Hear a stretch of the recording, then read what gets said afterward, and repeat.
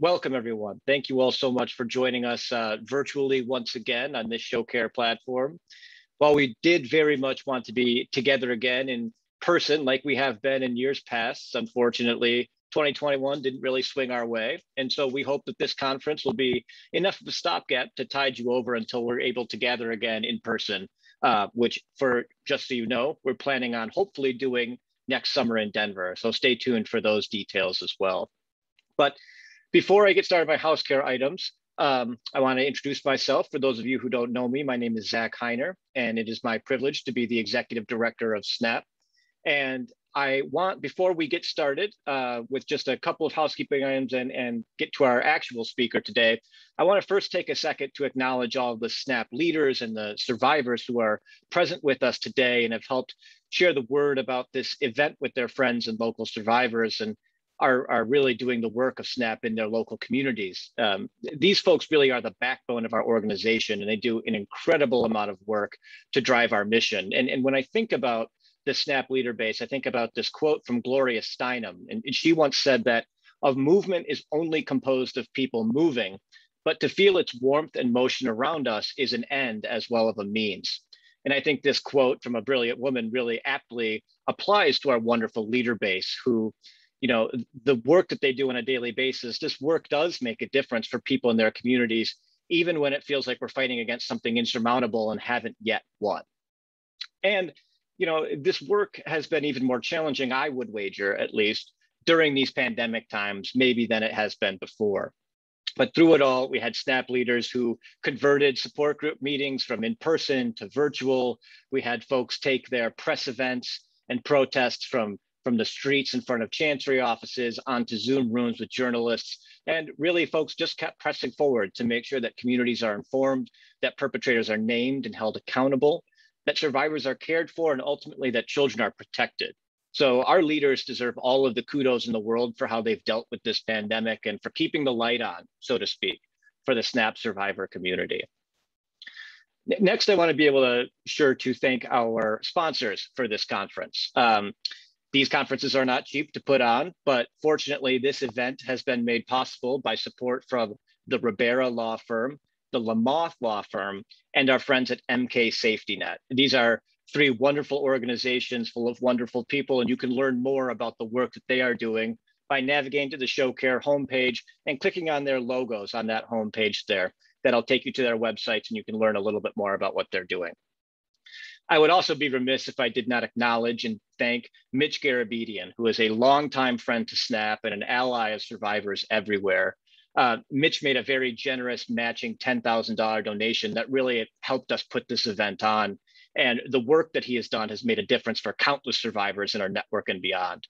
So we are grateful to each of these sponsors and to Mitch for their support and their allyship in this movement for respect and justice and dignity. So now with those thank yous out of the way, I just have a few little housekeeping items that might improve your quality of life during this conference. So first, for those of you who have attended SNAP conferences in the past and are used to our concept of a safe room, where folks can go if they get overwhelmed or feeling themselves getting a little triggered, unfortunately, we don't have that luxury in an online space, but we do have really the next best thing, which is the 24/7 helpline and chat from the wonderful organization RAIN. So if you find yourself needing to talk to someone, if you find yourself in need of a crisis counselor, I'm going to post a link in the chat momentarily that you can use. And it is staffed 24/7 by trained people. We're really great. RAIN is a really great organization. This is a good resource for those who will need it. Second, I want to let you know about, again, to plug our panel discussion that we're having tomorrow evening at 6 p.m. Eastern on the documentary film Sight, Sex, Lies, and the Priesthood. I want to make sure that we collect some questions in advance. We're at that panel, we're going to have director Joe Coltrera, producer Terry McKiernan, and longtime friend and ally of Richard, Tom Doyle. So what we're going to do is we're going to create a dedicated thread in the community Q&A section saying, do you have any questions for the Sight panel? And please, if you do, just put them in there. You can also ask questions at the panel itself, but this will help seed some of that early discussion. Additionally, if you need to know how to access your free screening of that film, there's info in that community Q&A section, or you can contact Melanie Sakota, Becky Iani, or myself, and one of us will help you gain access. Third, this is something that's not exactly on the schedule, but we want to let you know that we're going to have some fun and friendly networking sessions on Friday and Sunday evenings. And we'll be using the roundtable feature for those. So Becky and I are going to be leading those beginning at 6 p.m. Eastern. So what you'll want to do is just pay attention to that roundtable section on the ShowCare homepage, and you'll see tables pop up with a networking session as the title. Just hop on in and join us. We would love to talk with you and learn a little bit more about you and where you're from. Now, finally, and most importantly, this is where I have to put on my nonprofit administrator hat, but we'll be sharing a post-event survey with everyone, and it is incredibly, incredibly helpful to us if you can take the time to please complete that survey. Not only does that actually help us plan better events in the future, but this data is actually really critical to our efforts to secure more grants to expand our operations and our presence and our trainings. So this data is something that all of these funders are looking for, and we need to try to get that from you. So if you would please be on the lookout for that survey and fill it out when you get the chance, I would very much appreciate that. Now, with those out of the way, I will finally be quiet and turn the floor over to the person that you're actually here to see, and someone who I'm very excited to share the virtual stage with, Doris Reisinger. Doris grew up in Germany in a family of 9. In 2003, at age 19, she became a sister in a community called the spiritual family, The Work, and lived in Rome, Augsburg, and Bregenz in Austria. After leaving that community in 2011, she described her experiences of spiritual and sexual abuse in her memoir, Nicht mehr ich, No Longer I. And Doris, I very much apologize for butchering that. I am but a Midwestern guy. She studied theology and completed a PhD in philosophy. At present, she's an assistant professor at the Goethe University in Frankfurt am Main. And as an activist and a scholar, she is dedicated to clergy sexual abuse of nuns and adults, as well as spiritual abuse. She's a fellow of Notre Dame's Gender, Sex, and Power Project, and she was also awarded the Christine Schenk Award for Young Catholic Leaders in 2020. Doris, please go ahead and take it away.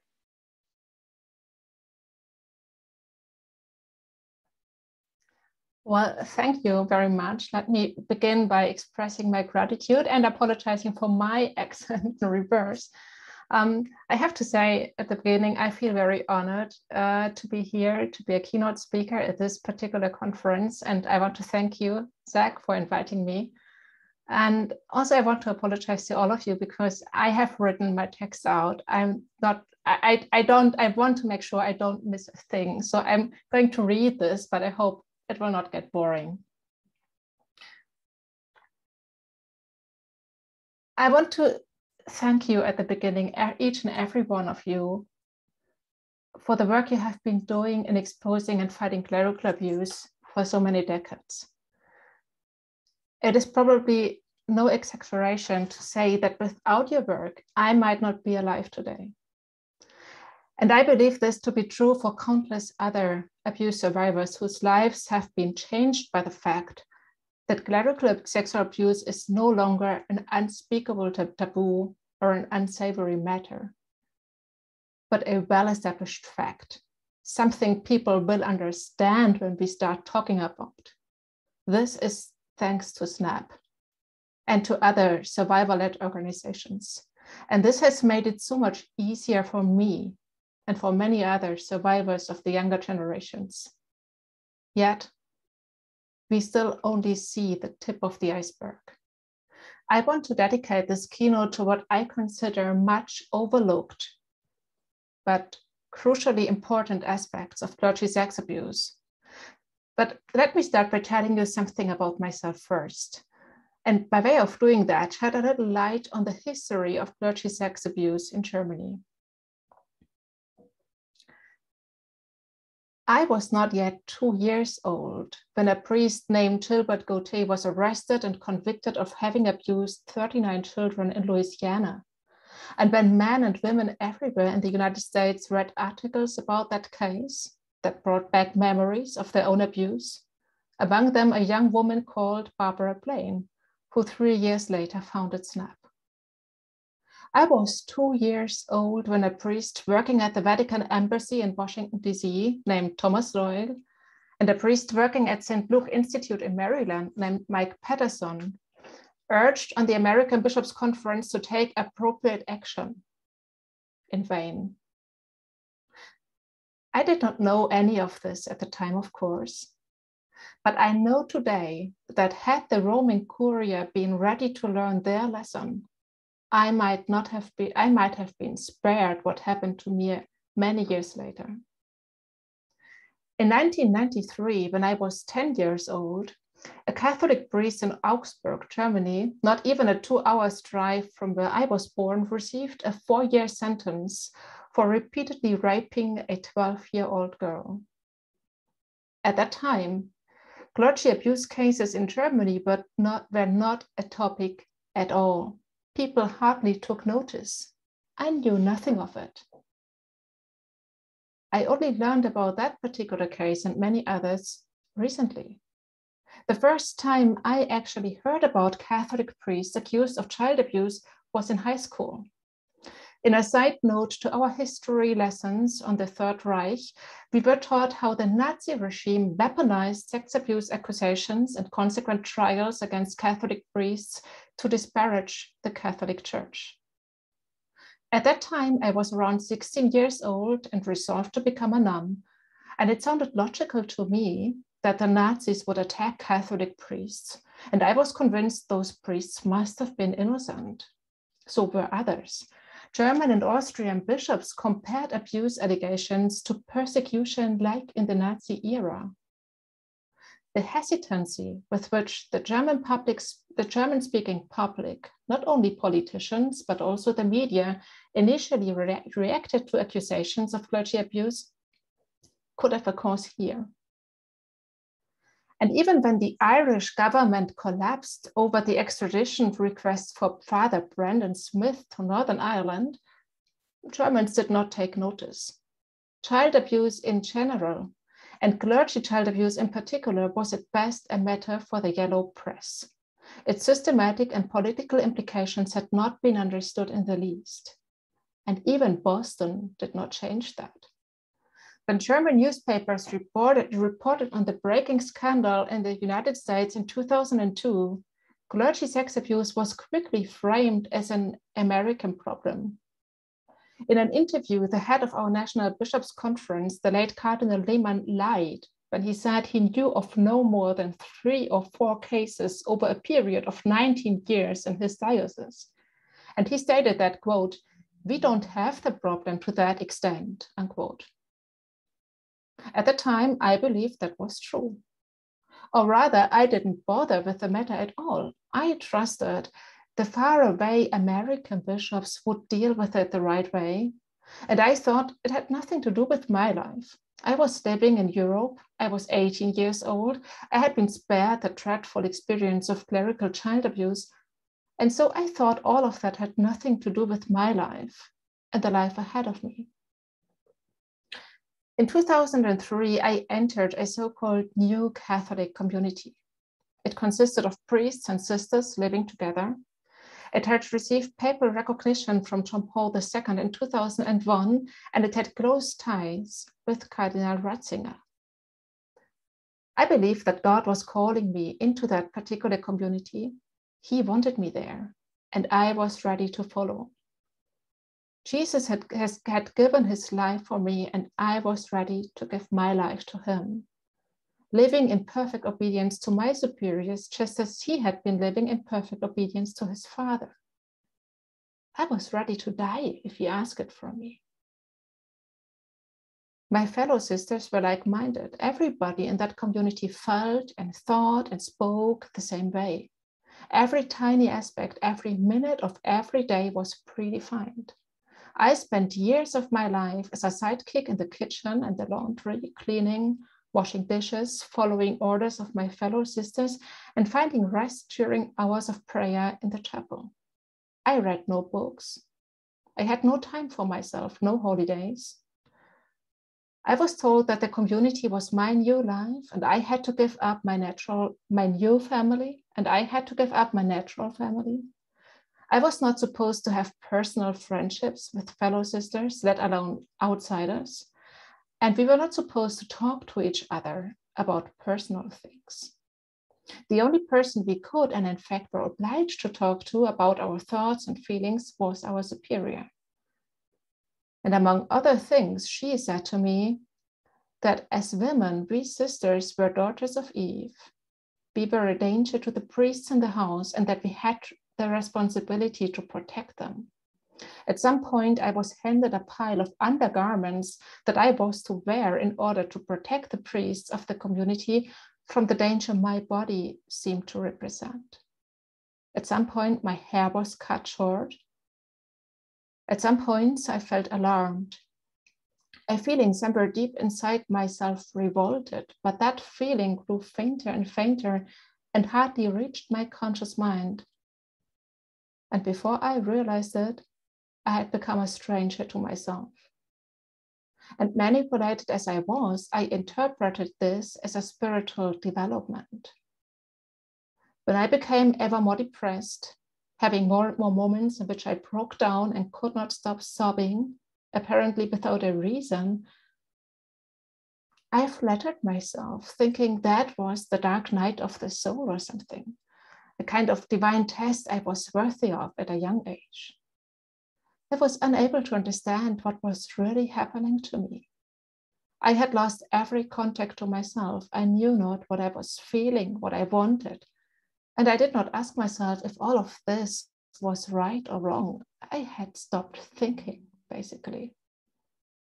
It was much too late when I realized how vulnerable I had become and in what a dangerous place I was living.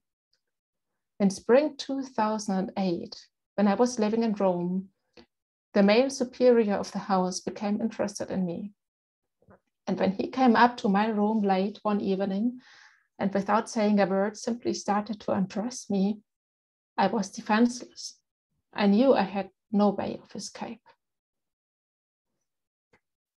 After I had been raped several times by that priest, and after another priest, one who was working at the Congregation for the Doctrine of the Faith at the time, solicited me in the confessional, my entire world broke down.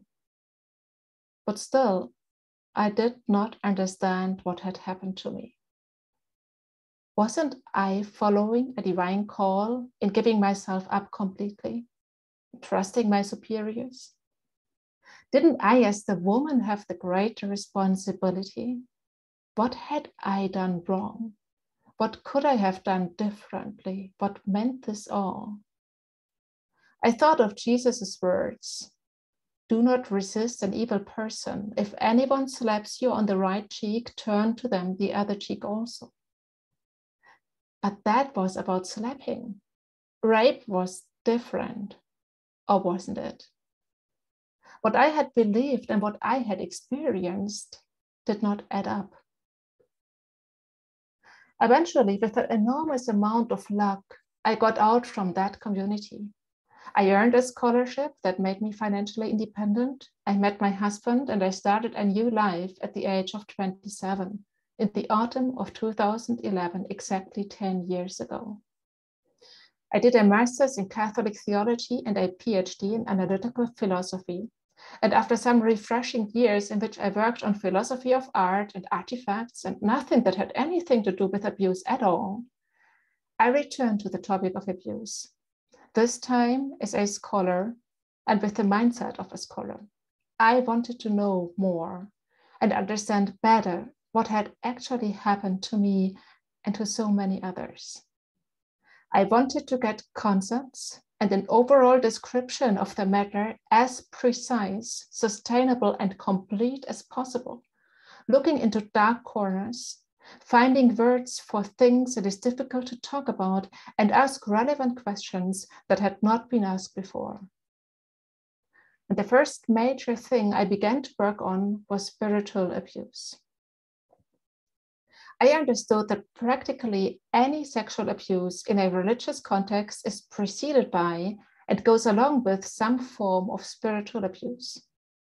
Abusers rarely cross only physical boundaries.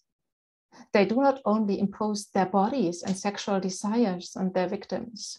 Most of the time, they cross emotional and spiritual boundaries first. They impose themselves on an emotional level, manipulating and gaslighting, playing with the feelings of their victims.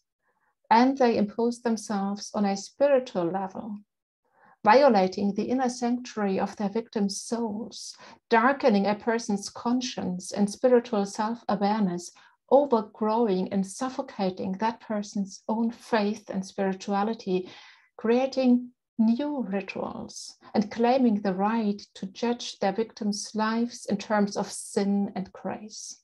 They put themselves in the place of God, claim some kind of superior spiritual knowledge, and in this way, they convince their victims to trust them, regardless of what they do and ask, regardless of how that feels like and if it is compatible with common sense.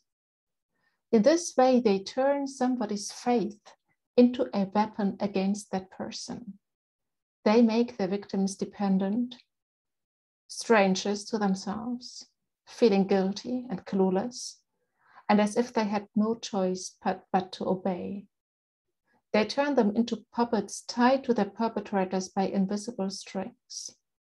They convey on their victims a feeling of utter worthlessness and disorientation, and eventually they use this way of proceeding to get access to the bodies of their victims, presenting this crossing of physical and sexual boundaries as something completely normal, as an act of deserved punishment, or as an act of support or love, or some kind of spiritual encounter. You know all that. Often when survivors say they struggle to find words for what had happened to them, I think what they actually mean is they only had the perpetrator's words. And the way he or she acted and talked had left no room for calling it abuse, because he or she had not only penetrated their bodies, but also their souls, putting his or her words and thoughts into their minds.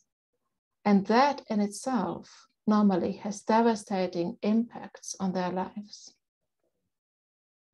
Not every act of sexual abuse has a level of spiritual abuse to it, but in my experience, that spiritual level is the one many survivors struggle with the most.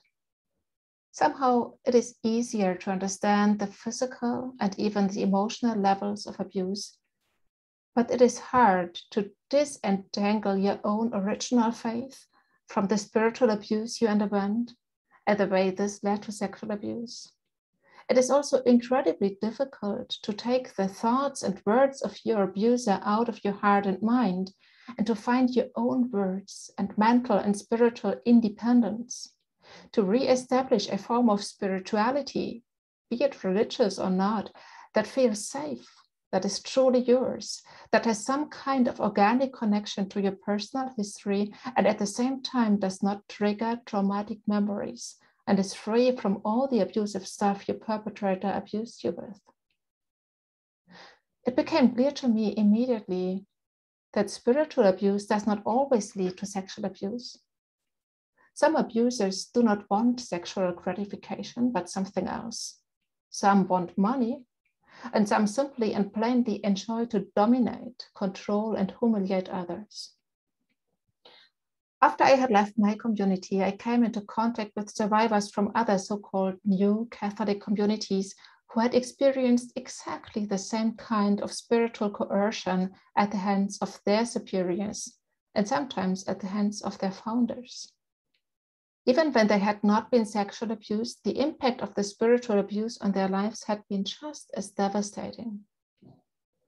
After I had gone public with my personal story and written that book, Nicht mehr ich, I was contacted by a woman who had been a nun in another community.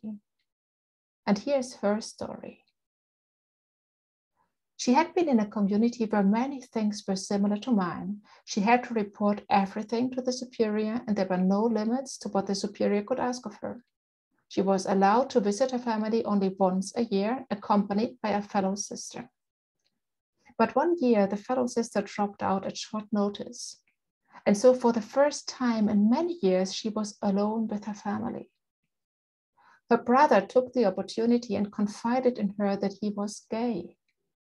He insistently asked her not to tell her father. Both knew that he would not be able to handle it. She told me how shocked she was, how she had, of course, as a good sister, pointed out to him the teachings of the church and everything, but how she also said to him, that he was her brother and that his being gay did not change anything in her love for him. And of course, she gave him the promise, high and holy, not to tell their father about it. When the days were over and she returned to the convent, she reported to the superior. She told her everything, including the conversation with her brother and the promise she had made.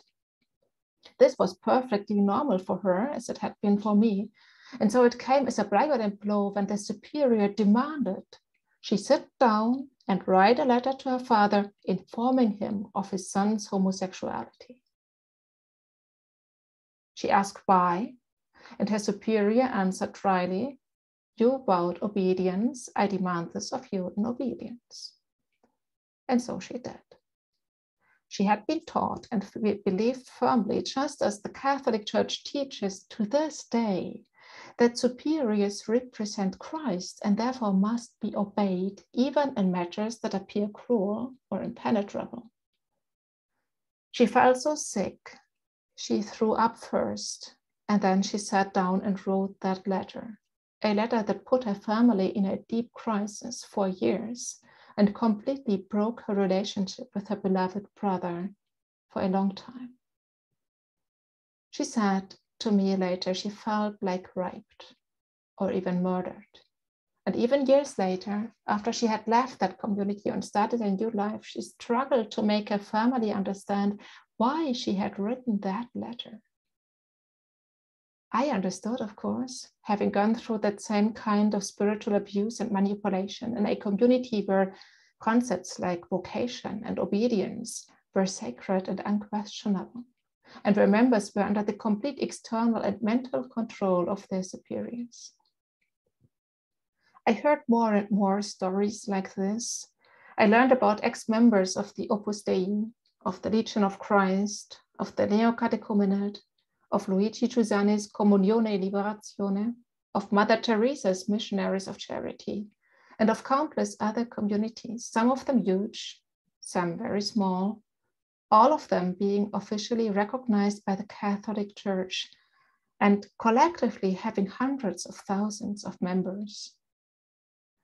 I learned about the stories of many young adults just like me who had been spiritually abused, isolated from their family, alienated from themselves, and systematically exploited, who had lost years, sometimes decades of their lives to abusive spiritual leaders. I learned of suicides of members and ex-members of some of those communities, and I learned that the Vatican had been warned about many of these communities decades ago, and nevertheless promoted them, labeled them as some kind of spiritual renewal of the Catholic faith, and recognized even communities whose founders had been accused or even investigated for rampant spiritual and sexual abuse. Men like Martial Maciel, Tino Borresi, Marie-Dominique Philippe, Joseph Kentenich, Thierry de Roussy, Gérard Cronson, to name but a few. But what worried me the most is when I began to understand how much that kind of abuse is part of our Catholic faith. Sexual abuse in a narrow sense, of course, is not. As a matter of fact, sexual abuse has always been common, and it was never taken serious enough or probably understood by the leaders of the church. But at least it was always formally considered a violation and a sin. Not a sin against a human person, as we all know, but at least a sin. Quite the contrary is true for spiritual abuse. The deliberate crossing of spiritual boundaries, the brazenness of men who put themselves in the place of God, present themselves as representatives of Christ, who claim some kind of superior spiritual knowledge and pretend to be authorized to judge the inner lives of others and to impose their spiritual leadership on them, regardless of whether they are welcomed or not. This attitude of entitlement is just normal in the Catholic Church. It is the stuff canon law is made of. It is what we are made to believe about the Pope and our bishops and clergy in general. It is what anybody trying to defend their own conscience and inner freedom eventually experiences in this church, even small children. From the moment I started to give talks and hold workshops on spiritual abuse in the Catholic Church 4 years ago, I had many conversations with Catholics who remembered their first confessions as children, and who in retrospect labeled their experience as spiritual abuse. They talked to me about how frightened and awkward they had felt back then, when they really did not want to go to confession, but they were made to go regardless. When they were coerced into judging their own little lives in terms of sinful deeds, and to do so in the presence of a third-party adult who apparently had a right to receive this confession from them, and even the right of imposing a penance on these children for what he too would tell them were their sins. Although in the light of sound reason, those acts, for the most part, are nothing but normal and healthy childhood behavior that has nothing to do with guilt or sin. Many children sensed that, but what they thought and felt did not count. And in this way, they learned implicitly that they had no right to their own inner freedom. That is what they learned. There is no such thing as respect for a person's spiritual or emotional or intellectual intimacy. No personal space where a Catholic priest would not have a right to penetrate into. We know today how many perpetrator priests use the confessional as a fly trap, a place where they pick the children they would later abuse sexually. But even adults often are defenseless in the face of an institution that claims a right to control their spiritual, intellectual, sexual, and reproductive life. They may be denied the right to marry or to choose their own pastors. They are denied the right to follow their own conscience in crucial matters, and for many, this has devastating consequences for their lives. In other words, abuse is deeply ingrained into our religion. As a Catholic theologian, I was shocked when I realized that, and when I understood how much that is still a taboo. Despite all the hierarchies talking about listening to lay people and involving lay people, their sense of entitlement and their claim to be the ones who make the decisions is unbroken. And it is clearly this sense of entitlement that is at the root of any kind of abuse, because it knows no respect for the truth, the inner freedom, and the intimacy of others. In Europe, over the past decade, there has been an increasing networking among groups who have experienced spiritual abuse in the Catholic Church. Survivors are forming support groups, writing books, and journalists begin to research and write on these things. Bishops are coming under pressure. The first bishops in Germany have appointed contact persons for survivors of spiritual abuse. And I have the feeling that things are also happening beyond Europe. In Chile, a group of survivors around the ex-priest Eugenio de la Fuente is working on a book that contains stories of affected people from various Catholic groups. This book is to be published next year in Spanish and English, and you might like to look out for it. Apart from spiritual abuse, there is another aspect of clergy sex abuse that is sometimes overlooked. Another dark corner I would like to talk about today, namely the intersection of clergy sex abuse and misogyny, a topic that is very dear to my heart, very important to me personally. When I was raped, I thought I was the only nun who had ever been raped by a priest. I had never heard about something like that before. Years later, when I started to dedicate myself to the topic as a scholar, I quickly discovered that cases like mine were anything but rare. In fact, the Roman Curia had been informed about rampant sexual abuse of nuns, at least by 1994, about 15 years before I had been raped. when the head of CAFOD's AIDS program, the Irish sister Maura O'Donoghue, had documented and reported cases in 23 countries on all continents.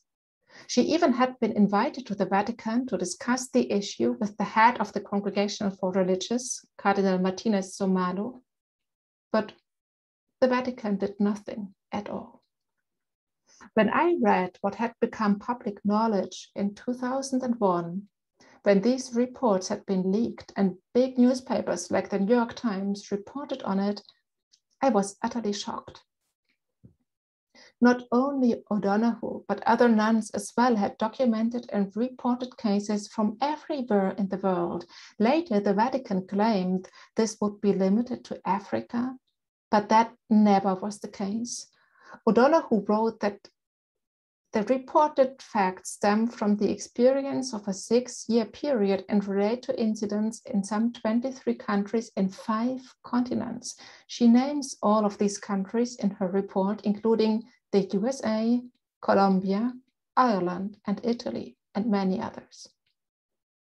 She wrote of abused and pregnant nuns who had to leave their monasteries, being condemned along with their children to a life in extreme poverty, of ex-nuns forced to prostitute themselves in order to feed their children, by the priests who impregnated these women by force who remained in office. In one case, a superior had to send more than 20 sisters away because they were pregnant.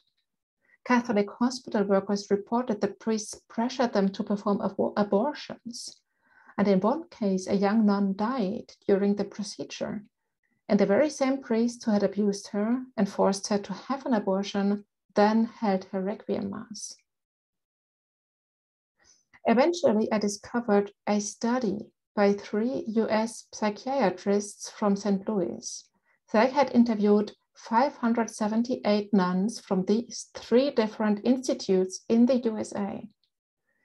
30% of the women surveyed said they had experienced sexual abuse after joining their respective communities, mostly at the hands of Catholic priests, occasionally also at the hands of female superiors or fellow sisters.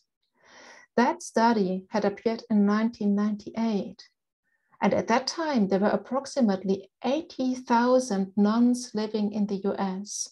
And here was a survey that suggested 30% of them, that is 24,000 American nuns, may have experienced sexual abuse in their convents.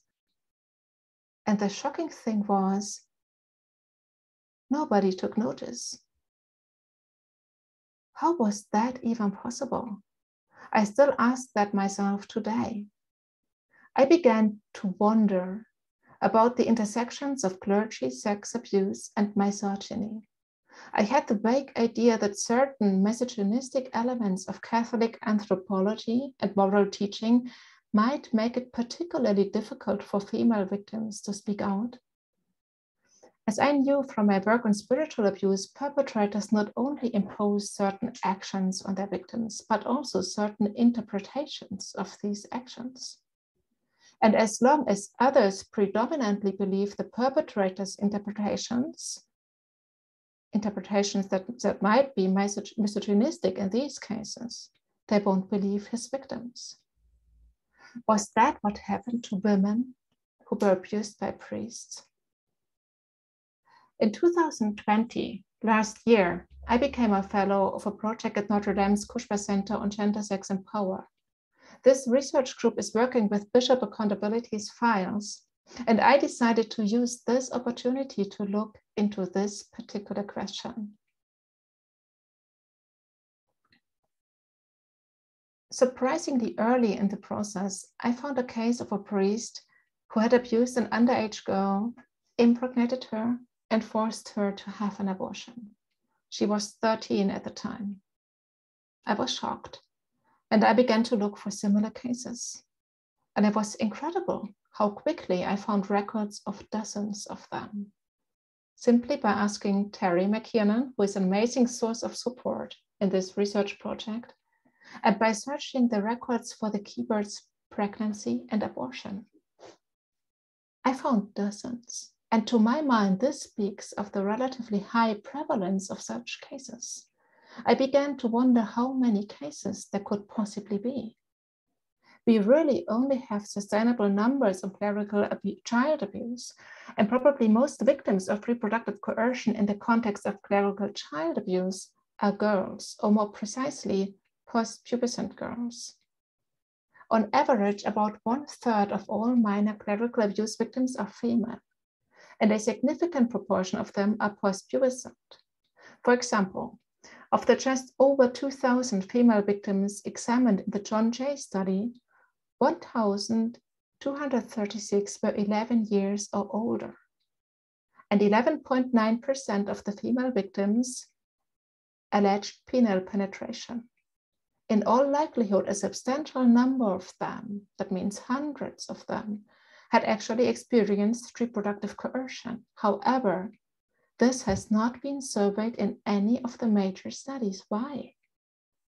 I searched for literature on the topic and consulted with other members of the research group, and no one knew of any research on reproductive coercion in the context of sexual violence against minors by Catholic clergy.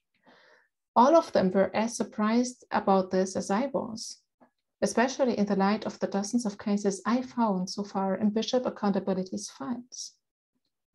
These cases span more than half a century. The oldest reference to an attempted abortion in a priest's personal file that I have stems from 1949, and the most recent court proceeding in such a case was in 2019. When I looked at those records, it was immediately clear that normal, everyday misogyny often exacerbates the situation of girls and women in these cases, because they are used to hear, just as I had heard, and they have internalized, just as I had internalized, that females bear a special kind of responsibility in sexual interactions, as well as in getting pregnant or not getting pregnant. A girl who was 11 years old when her abuser got her pregnant was blamed by that priest, who asked how she could be so stupid as to get pregnant. And he even made her feel guilty for the abortion that put his reputation at risk. Quote, he was mad because he was very pro-life, unquote. But what is worse, these sexist and misogynistic attitudes that many victims have internalized are often shared also by their parents or caregivers, by medical staff, police or attorneys, by their boyfriends and husbands even, who tell them they were themselves to blame for having become pregnant by a priest. In a trial in Texas, one victim testified that her mother responded to her supposed relationship with a priest by telling her, quote, you know what, you better watch out that you don't get pregnant, because you know what, your father will kill you if you get pregnant, unquote. That girl was 8 years old when this priest began abusing her. There is an extra level of misogyny closely linked to Catholic teaching, because not only abortion, but also the use of contraceptives and out-of-wedlock pregnancies are considered sinful. And this increases the vulnerability of people who become pregnant in general, and it specifically increases the vulnerability of people who have become pregnant as a result of sexual abuse by Catholic priests. As fatherhood is forbidden for Catholic priests, those of them who do father children regularly pass on the burden associated with this prohibition to their partners or their victims. One victim who was abused by a group of 7 priests from the age of 16 became pregnant by one of them at the age of 19. After she steadfastly refused to have an abortion, she was sent to the Philippines by the main perpetrator 7 months before her due date. The plan was for her to deliver the baby and leave it there. However, she received too little money from the priest to feed herself properly. Later, her attorney summarized her situation. Quote, she lost weight, approximately 20 pounds, by her 5th month and suffered from extreme dehydration. She threw up during her entire pregnancy. Sometimes she threw up blood. She had headaches and occasionally saw spots and sometimes felt like she was passing out. On October 12, 1982, she was taken by C-section at Provincial Hospital in Lawak City. She had gone into a coma from eclampsia, unquote. And she herself said in retrospect, quote, "I almost died protecting their reputation," unquote. Finally, and most cruelly, many of the victims who have been coerced into having abortions by their abusers have been taught that abortion is an evil crime, and they feel ashamed or even guilty for it. Church leaders confirm them directly and indirectly in this belief.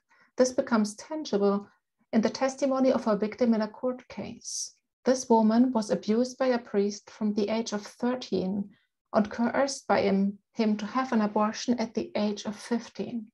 She testified in court, quote, "There's times I cry myself to sleep and I ask this child to forgive me for what I did, because it wasn't the baby's fault.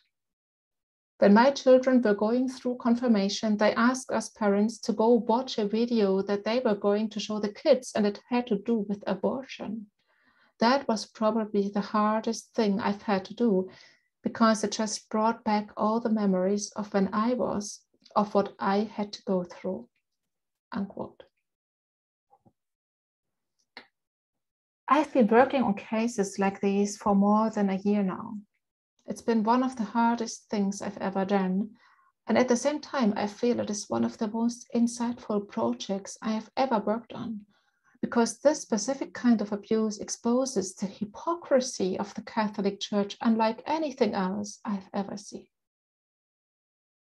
Although, according to canon law, anyone who assists in an abortion is excommunicated as a matter of fact, and any priest who assists in an abortion becomes irregular, in practice, this usually has few consequences. If these cases are reported at all, and if the victims are believed by the church, bishops can, and usually do, lift the excommunication and ask Rome to lift the irregularity, which is then granted by decree. In a personal file of a priest, there is such a letter of request to the Apostolic Penitentiary in Rome. It's an incredible document.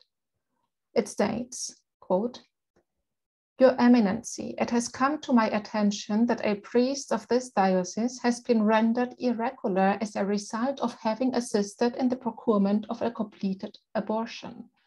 Conscious as I am of the severity of the crime he admits to, I nevertheless judge him worthy of consideration for a dispensation from this irregularity," unquote.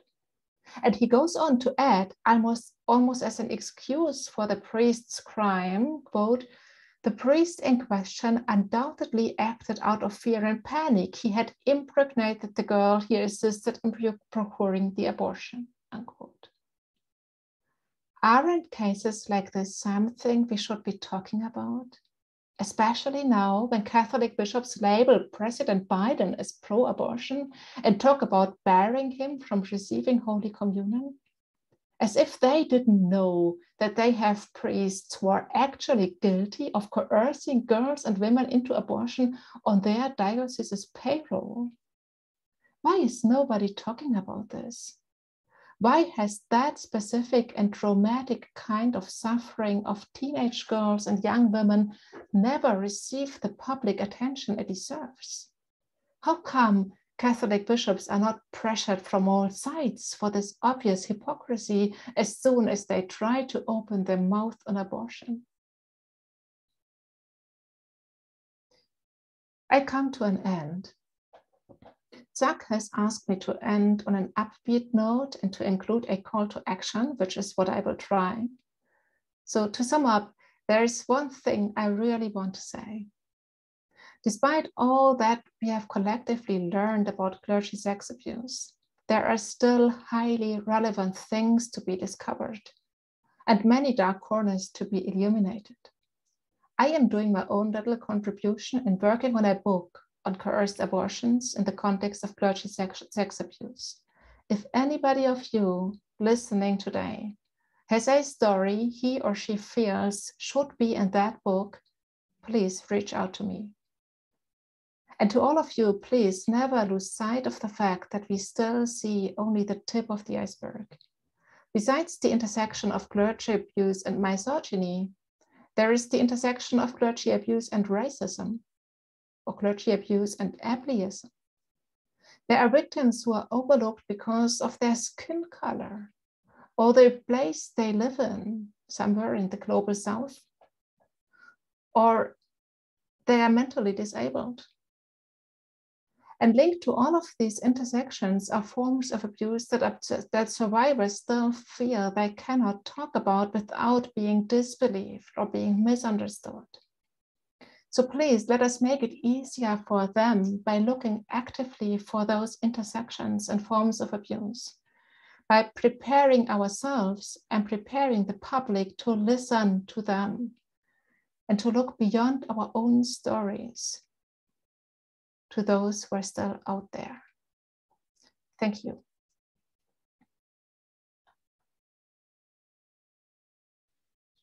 Thank you so much for that, Doris. That was an incredibly powerful presentation. And as I was scanning the chat, I think most folks agree with that assessment. People are really pleased by it. So thank you so much. We've got time for just a couple questions. And there was one that came in early that I thought was a really insightful one. That Jeanette asks, Doris, is the mandated isolation, such as no talking or no making friends in your convent, typical? And if so, do you think that's a way of keeping nuns quiet when they're abused so they have no one to turn to? Well, yes, I think it is typical. It is typical of many of the so-called new communities, or of communities who label themselves as specifically Catholic and faithful to the spiritual tradition. And of course, there are many communities where that is not the case, but you would be amazed at how many new and old communities really isolate specifically sisters. And of course, that is a way to stop them from talking about abuse. Absolutely. There was another question that came in a little bit, and it touches on the intersectionality issue that you were talking about right there at the end. But this woman asks, as a young female survivor of abuse by a nun, how might we really shine more light on this issue? She asks, do you believe that misogyny and heteronormativity/homophobia is a driving force behind why the issue of abuse by nuns is not discussed? Well, yes, of course, there's so many reasons why specifically the issue of abuse by nuns and of nuns is not mentioned. And I think one of them is the very stereotypical picture we have of nuns as, you know, sweet little ladies who are just there for the others, and who, you know, their personalities often, I know it's different, it's a little different in the United States where you have very powerful women religious, but around the globe, often sisters are just like, you know, nobodies, just there to serve others and without a personality of their own, or right to have a personality of their own. So that is one reason. And I think another reason why there is so little talk about this is because it's so hard for a nun to leave her convent and start a new life. And the older you get, the harder it gets. And for many, it's simply impossible. So it's such a huge step to even, you know, many sisters have to leave the convent first before they can talk about it, because they can't talk about this obviously as members of the community. And this is such a huge step. So if we wanted to support them, the first thing is to simply spread the word, talk about this, draw attention to it. And the next thing would be to create some kind of support for those women, you know, even only financial support to be able to get out of an abusive community. That would be a huge help. That is excellent. Thank you, Doris. I am looking through the chat and I don't see any more questions, just a lot of people who are talking about how excellent your presentation was. And it certainly was for me. It's made an impression on me. And clearly this is an area where our organization can do more, and we'd love to work with you more on this and making a difference for those young women that you referenced, because this is just sadly too hidden and all too common across the world, I am sure. So thank you so much, Doris, for being with us today. We're so grateful to you. This was a wonderful presentation. With that, I will let you have the last word. And folks, just so you know, we'll be starting our next session in just a few minutes. Thank you so much for having me. This was an amazing experience for me to be able to talk to you all. And I'm sorry I won't be around much in the next days, because obviously, you know, it's a different time of the day here in Europe, and I have my family with me. But I will try to pop in now and again and listen to the other talks and be in touch with you people. And again, if any of you has any story to share on a coerced abortion or birth in the context of clergy abuse, please reach out to me. Thank you, everybody.